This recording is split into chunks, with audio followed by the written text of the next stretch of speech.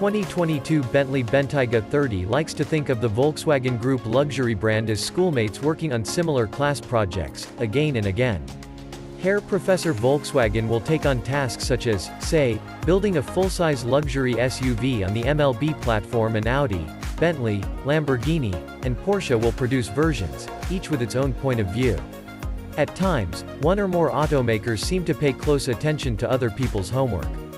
Case in point, the new 2022 Bentley Bentayga S we just tested is reminiscent of the Porsche Cayenne lineup, specifically the GTS and how it relates to the Cayenne Turbo GT top dog. So, what's with the Bentayga and Cayenne GTS? It's all about positioning. The Cayenne GTS, like all Porsche models that bear a similar badge, is basically an upgrade to the brakes and suspension of the turbo model combined with a less powerful engine and sold at a more affordable price. The new Bentayga has a similar relationship to the top-of-the-line Bentayga Speed. But while the Bentayga Speed is fully powered with 626 horsepower 6.0-liter twin-turbo W12 air springs, excellent 48-volt active anti-roll bar system, big brakes and summer tires, it goes with the Bentayga 4.0-liter twin-turbo V8. The V8 produces the same 542 horsepower and 568 pound-feet of torque, blurring the lines by also getting a stiffer, sportier tone to the air suspension, and a 48-volt anti-roll bar system with the new Sport mode as standard. Stability controls have also been recalibrated to allow for a more aggressive ride, while the torque vectoring system has been reprogrammed to help make the large Bentley a better dancer through tight corners. Rounding out the package are a number of styling changes, the most notable of which are the unique 22-inch wheels, and the new Sport's tougher exhaust system. The Bentayga also gets black trim, a large rear spoiler, and dark colors on the headlights and taillights. The 2022 Bentayga also benefits from the mid-cycle updates Bentley is making for the 2021 lineup.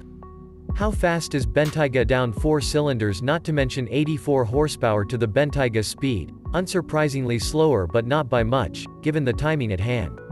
The 0-60 miles per hour run takes just 3.6 seconds, while the quarter-mile passes in 12.1 seconds at 113.6 miles per hour.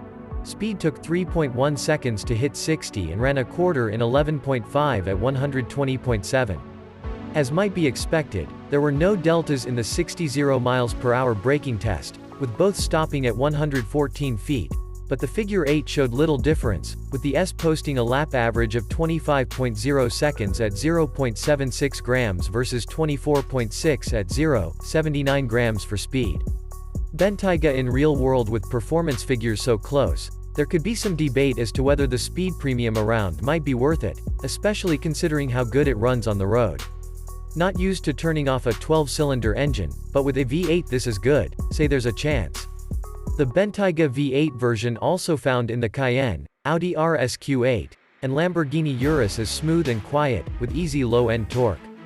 It's not nearly as bulky as the variants found under the hood of its German and Italian cousins, thanks to the revised Bentayga exhaust system, but it does emit a subtle but somehow still threatening growl when the property opens. Like most of its MLB stable mates, the Bentayga's balance of ride and handling is outstanding. Steering is very light, while the suspension is equally adept at taking on rough roads, as the Bentayga still feels grounded and confident on a good back road. The only time Bentley exhibits bad behavior is when asking him to hurry. It's not like the Cayenne GTS, which was able to get by with the turbo model almost everywhere except the straights.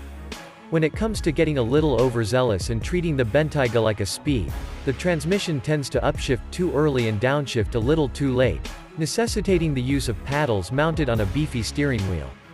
And the V8's excellent power delivery makes it pretty easy to beat the brakes.